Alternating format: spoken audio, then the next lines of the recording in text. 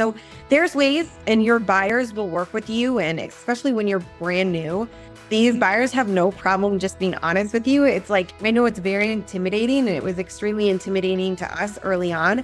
And now it's like, they're there to help you grow. They are not there to like watch you fail, because that reflects on their numbers too. So if you're able to just start having those real honest conversations and be like, here's where we're at, here's how much I know, they'll be like, okay, let me hold your hand a little bit. Well, hi there, and welcome to Side Hustle Hero, the podcast that inspires action and helps you to grow your side hustle into a thriving income stream. I'm your host, Joan Posivy. We're back today with part 2 of my conversation with the co-founder of Two Mama Bees, Juliana VanLaanen. Just 5 years ago, she and her best friend Samantha started a small backyard Etsy shop, selling homemade window boxes and refurbished playhouses. Fast forward, and their playhouses are sold in over 110 retail locations, from Target and Walmart to Saks Fifth Avenue, and even seasonally in FAO Schwarz. Have you ever wondered how to break through to these massive retailers? In this episode, Juliana pulls back the curtain. She recounts her experience at the Walmart Open Call, an event where hopeful sellers are invited to pitch directly to their buyers, and she gives advice for landing that invite. Also, she shares exactly where to go online to have the best chance of getting noticed by buyers. Oh, and how she said no to exclusivity requests, but still managed to land the deals. This is no get-rich-quick scheme. She tells us that Costco's buying cycle is almost 4 years. So here to share more hard-won info, tips, and strategies is the co-founder of Two Mama Bees and queen of persistence, Juliana VanLaanen.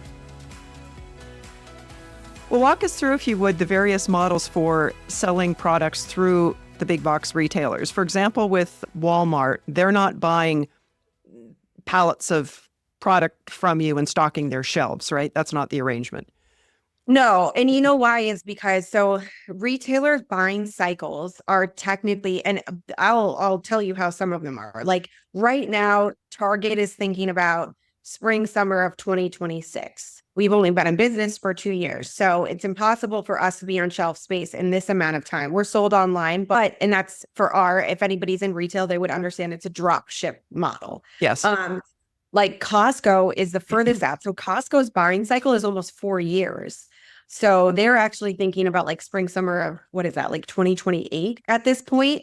So every single retailer has a different buying cycle. And with that buying cycle, you start the negotiation process. You start that, hey, we'd like to see you in this amount of stores, but that doesn't come to fruition for years and years in the future.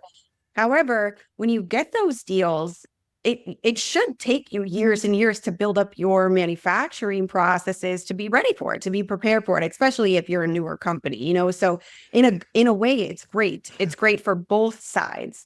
They can tell you what they want you to anticipate being able to do numbers wise, and then you can scale accordingly so that, hey, you don't get it out over your skis. So I think a lot of people fear the big box. I hear it all the time. They're like, it puts manufacturers out of business.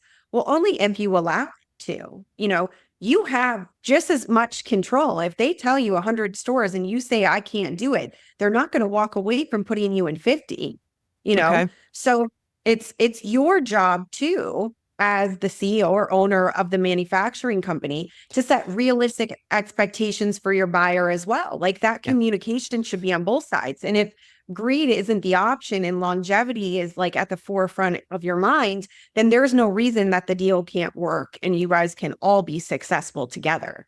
Nice. Well, from the beginning or even now, were you reaching out directly to these retailers or were you working through a distributor? We have no distributor. So all communication with buyers and retailers goes directly through Samantha and myself. We do have what is referred to as a big box brand rep. I don't want to, especially people that are listening to this, I'm sure side hustle heroes, they would think, oh, I'll just go find them. No, you better be ready. They're not even going to entertain you if you're not already shipping, if you're not already established business, if you haven't already done the legwork to really give yourself traction on the front end. There's no way they're going to even have a conversation with you, because if they put you in front of a buyer it's a waste of both people's time. And Right. sometimes these buyers are there for, 10, 15 years. So now you've already lost it. You get one chance at a first impression. So we do have that now. We have a big box brand rep, but we were ready for it when we went and had those conversations. It's kind of like writing a book and expecting an agent to pick you up right away. Unless you've got everything lined up and you've been doing it and you've got your marketing plan, they're going to, I don't think so. Come back when you're ready, right? Yeah. Yes. So in these cases, then you're paid by commission. It's actually the exact opposite. They get paid a commission. So basically we bake their commission in. So whatever they sell, they take their commission, and the rest, the MSRP is what it sells for, and the difference, but they get a commission, not us. Got it. And just so our listeners know, we're not talking about how much the retailers are taking in terms of a commission, because contractually that's something that you can't talk about, correct? Yes, I cannot talk about. Yes. I'm just curious, are there other things that you're not allowed to discuss? I wouldn't be allowed to discuss the intricate details of any of our contracts. Okay. We're allowed to say that we're sold at stores. I'm allowed to say that we have conversations about going in stores, but I wouldn't be allowed to say like the structure of what stores we're going into, anything like that. Once we go in stores, I could say we're sold in these states at these stores. Yes. It's like stuff like that. Especially with the big box ones, you sign your life away a little bit. Okay. And your soul. Yeah. But you still have the ability to sell at other outlets and sell like off your website. I will, what? I'm glad that you said this. Early on, a lot of people that we signed with asked for exclusivity. And I am glad we stayed true to ourselves and said no, because we didn't think that we would be able to get in some of the stores that we really wanted based on the fact that they wanted exclusivity. But we were able to stay true to ourselves, and we are still in all of those stores. So with the members only. So members only is going to be your Sam's Club, your Costco, your BJ's. There's probably more that I'm missing, but those are like the big three, right? Okay. You have to create some kind of exclusivity. You have to create some kind of member discount, because it is a member-based service. They need to make sure that whatever they're providing to their customer is a better deal what they can get if they just were to walk into like a Target, the Target of the world. Even like Sam's Club is a bit of competing with themselves because they own Walmart as well. So my deal with my Walmart buyer is different than my deal with my Sam's Club buyer because of that membership exclusivity. So even though I'm not exclusive with any retailer, we offer exclusive items, exclusive pricing to members only retail locations. So that same product could be available both in Walmart and Costco, but the price point that a customer is going to pay through Costco is going to be a little bit different, because that's their whole concept. You're getting stuff at a discount. Is that? Yeah. Either that, or you give them like an exclusive color. Or for instance, I could tell you exactly what, if you buy our London from Sam's Club, you get the London picnic table comes with it. That's the only place that you can get the London picnic table is through Sam's Club. It's a bundle, and still pay the exact same price. So there's ways, and your buyers will work with you. And especially when you're brand new, these buyers have no problem just being honest with you. It's like, I know it's very intimidating, and it was extremely intimidating to us early on. And now it's like, they're there to help you grow. They are not there to watch you fail, because that reflects on their numbers too. So if you're able to just start having those real honest conversations and be like, here's where we're at, here's how much I know, they'll be like, okay, let me hold your hand a little bit. Awesome. Well, walk us through, if you would, that journey that happens with the buyer from the point of, okay, you get this idea that you want to sell at FAO Schwarz or a Walmart. What do you do? How do you reach out to them? And then what does that process look like? There's a number of different ways that you could communicate with buyers. One, I would say that I give advice to a lot of people is Range Me. So it's rangeme.com. That is an online website where you can become a member, and actually, I would say weekly, they switch it where buyers are constantly searching Range Me for new products, new brands. And then they also will have like retail, like opportunities. Like, let me think of one that's like current. Well, Walmart Open Call was on there. So Walmart Open Call is directly for US domestic manufactured or domestic assembled companies. And you can submit your brand. So you have like a whole brand page with all your products. You submit it to the buyer. If they want to set up a meeting with you, they will.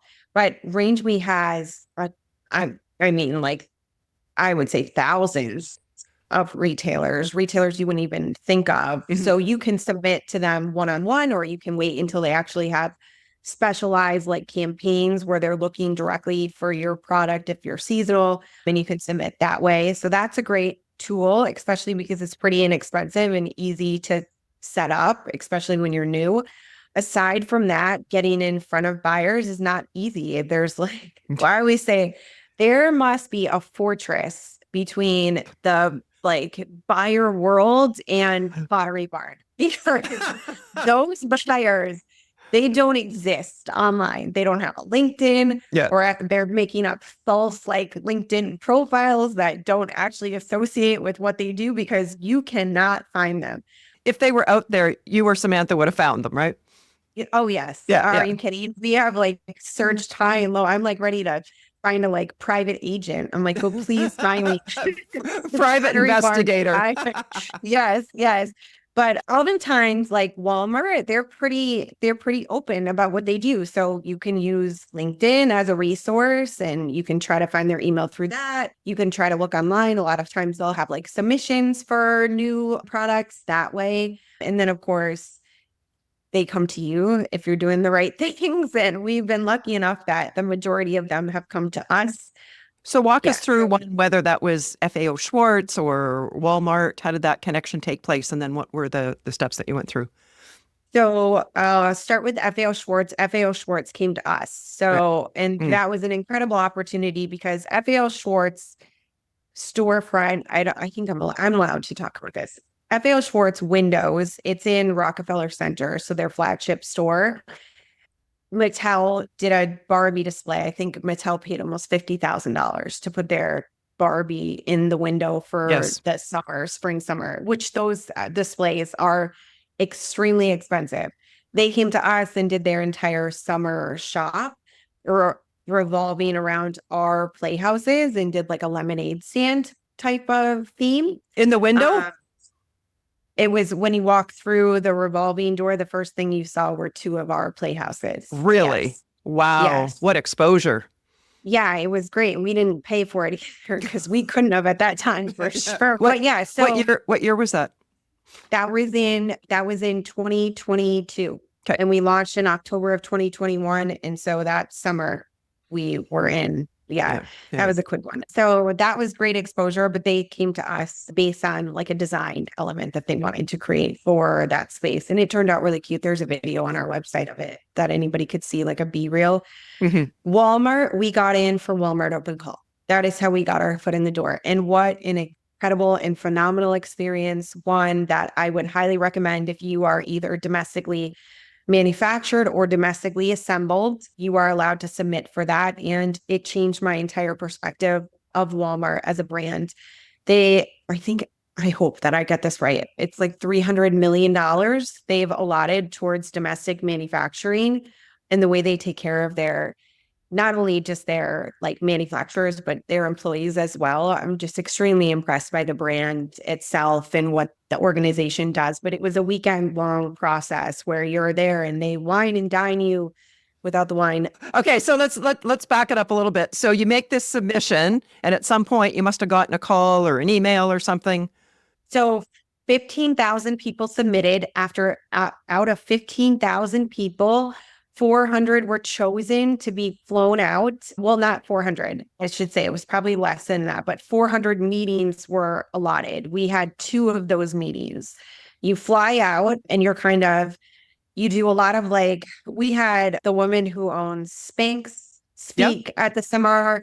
Everybody has to pitch too. The Rock was there, and The Rock had a pitch as well. So nobody is above having to sit in a room with their buyer. You all have to do it because they all need to know the numbers, right? So we had a bunch of like past success, like they call it golden ticket winners from Walmart Open Call. They had like all these food trucks set up. It was just like a phenomenal experience. It was like a lot of information about Walmart's like sustainability initiatives, what they're trying to do.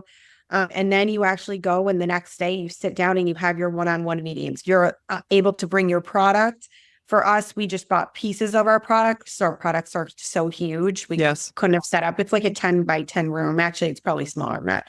And you pitch in front of your buyer. And if they want you to go in store, they give you a golden ticket and everybody rings a bell and goes crazy. And you come out and that night you kind of celebrate. But yeah, it was an incredible experience. I actually went back a second time we got a golden ticket with Sam's Club. And then I went back a second time where they hosted a new supplier training.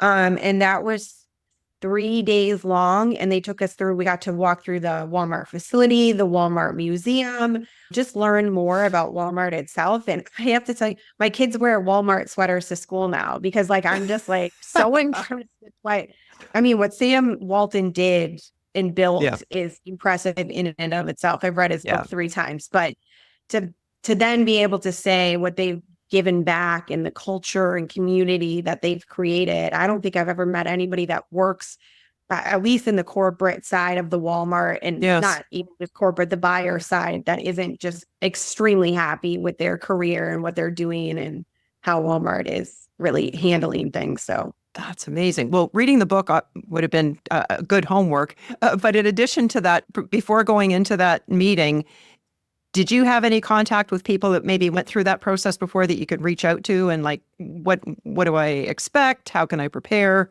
Because you must have really practiced your pitch prior to going in there. I practiced my pitch, but no, I didn't know anybody. No, I did not. So I really had no idea what to expect walking through that door. But it was intimidating. And then it was less intimidating when the buyer was in the room because he was just like awesome. Any other person and just like wanted to know about us and what we could do. And so it was. And they're probably so experienced with dealing with people who are doing this for the first time. So they get where you're coming from and help bring that out. So you're handed this yellow, sorry, what did you call it? Golden ticket? Golden ticket. Okay. So, right. So you're in this meeting, you're handed this golden ticket. What did that feel like? So we didn't physically get handed like a ticket because our buyer, unfortunately, didn't have any to give us. So we're like one of the last ones of the day. But we, more than that, I was just super excited. This story is actually kind of funny. So leaving there, it's a lot of adrenaline because you're so nervous. You're so like, oh my gosh, like this could change the trajectory of our entire lives. And so it was Samantha and myself in the room. And after we went back to the hotel, and we both laid down to take a nap and all our friends and family are calling us and they're like, so what happened? And we're like, yeah, they want to roll us out in store for spring, summer of it would be 2026. And they're all like, so are you guys celebrating? And we're like, oh, we were going to nap. And they're like, what did you nap? And we're like, oh, maybe we should. So then we went and got spicy margaritas and called it a day. I can't imagine sleeping after something like that. But like you said, we exhausted. were a little tired. Yeah. So when they offer you the opportunity to be in the stores, when does the deal making happening? They got to go back and crunch the numbers, I assume. It's still in the process. So we're still not even up online yet. So it is, some of them are slow moving. And what I've heard from the majority, I would say, of other people now that are going through the cycle, they're like, you're in Target already online. And we're like, yeah, that only took like 3 months, but we know what it's like now. We're with Sam's Club. Some take a really long time. So don't get defeated by that. You shouldn't be deterred by the fact that like the timing isn't exactly what you would like to see because they're working with hundreds, if not the thousands of other people, and they have a lot of hats to wear. And so they're like, it's not always just cut and dry where I think I can answer an email in a timely manner. You have no idea what's on their plate. They're flying out to different buying like seminars and things like that. So yeah, like time isn't of the essence. I guess the relationship and building upon the relationship is probably what's most important. So is your products now available online through Walmart or Sam's Club?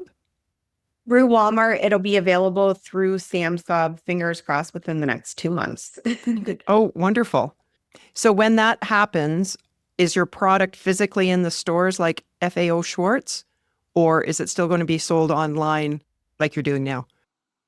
Yeah, just online for now. And then it'll be in store, we anticipate, hopefully, again, fingers crossed, for spring, summer of 2026. But that would be a Sam's Club play. Our products are so big. We're not like a Walmart shelf Yeah. space. Yes. It's just not possible. They don't carry any swing sets in the store anymore. Got it. So where have I seen your products in the big box retailer? Online. Target, Walmart. We've been online for Walmart for a while. Wayfair, Saks Fifth Avenue, FAO Schwarz. Okay. So I understand the Walmart path or trajectory. You sat down with them in 2023 or 2022?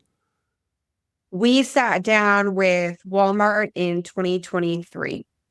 Right. Yes. It was around November-ish, December time of last year. So one thing that Walmart does, Walmart has two ways that they bring buyers online. They have Walmart Marketplace, and think of that as like an Amazon. So you can get on Walmart Marketplace like today, as long as your brand gets approved, which if you're doing all the right things, it should, and you're going to pay your own shipping.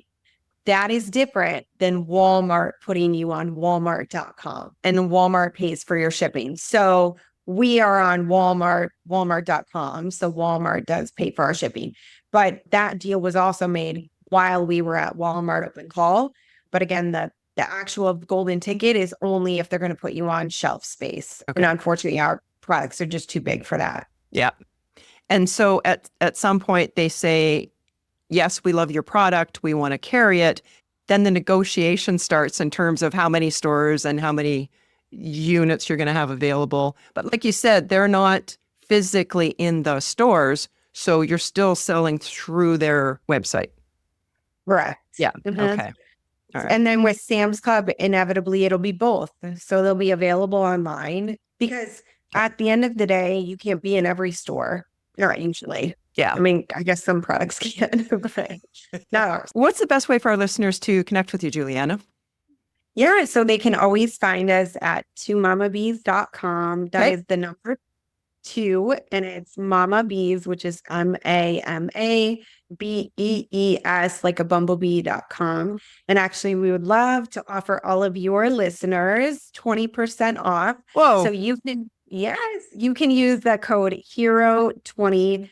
If you get the rain alone, that saves you almost $800. So HERO20 at checkout will get you 20% off.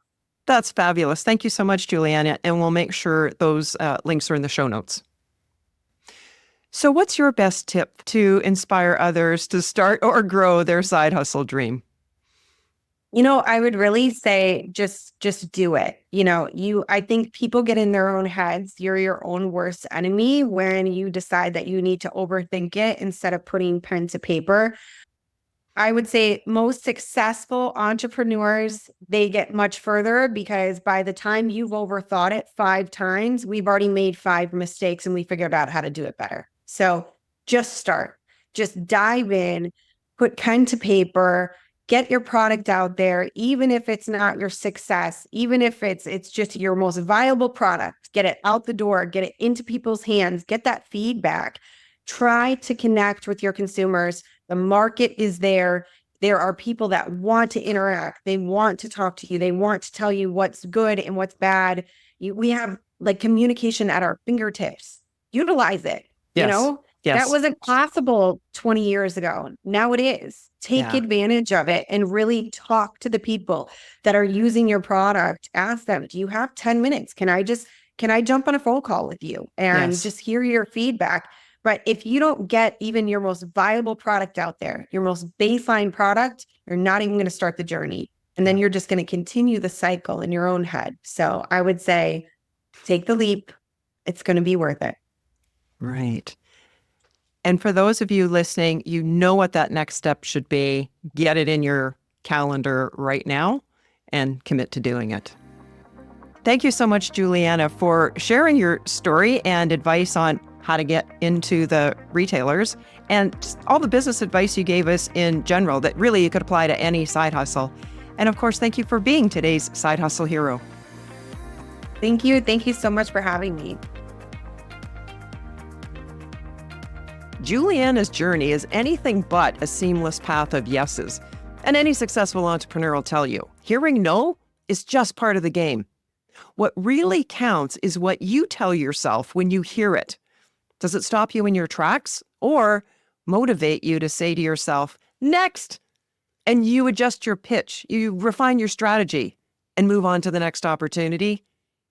I feel the grit to push past rejection has been a driving force behind Juliana's success. It reminds me of another story, that of Fraser Doherty, whom I interviewed for my book, The Way Success Works. Fraser began making and then selling jam out of his Edinburgh home at just 13 years old. By 16, he'd left school to pursue his jam business full-time, and later that year found himself pitching to the senior buyer at Waitrose, a well-known UK supermarket. He was just 16. Though impressed by Fraser's ambition, the buyer told him flat out, "Your product's not ready. Improve these 3 things, though, and then come back and see me." For most people, that might have been the stopping point. But Fraser, like Juliana, had persistence. He got to work on those 3 things: upgrading his flavors, reducing production costs by shifting from his parents' kitchen to a factory, and totally rebranding. A year later, he returned, sat in front of that same buyer again, and was told, still no. But rather than being defeated, Fraser dug in, refining every aspect yet again, improving the flavors, decreasing production costs, and yet another rebranding. All without funding, by the way. He was too young to get a loan, and his parents didn't have the money. But he had a dream, and he got people to buy into that dream. Finally, all conditions were satisfied, and at age 18, he celebrated his birthday by seeing his super jam on the shelves of Waitrose. So the next time you're feeling discouraged, remember Fraser's journey and Juliana's. When you hit a roadblock, tell yourself, next, and adjust your approach and keep going. If you want to dive deeper into Fraser's inspiring journey, you can find the full story in The Way Success Works. Well, that's a wrap for today. In this episode description, you'll find links to The Way Success Works, the Two Mama Bees website, and a link to the full show notes, which live at our website, sidehustlehero.com. And remember, Juliana has generously offered a 20% discount off the products on their website. Just use code HERO20 at checkout. That's 20% off at twomamabees.com. If you're enjoying what you're seeing in this podcast, it would be so appreciated if you would take a moment to add your comment, share the episode, and please subscribe. It'll let others know that there's valuable content here to help them start or grow their side hustle. Thanks for watching, and hustle on.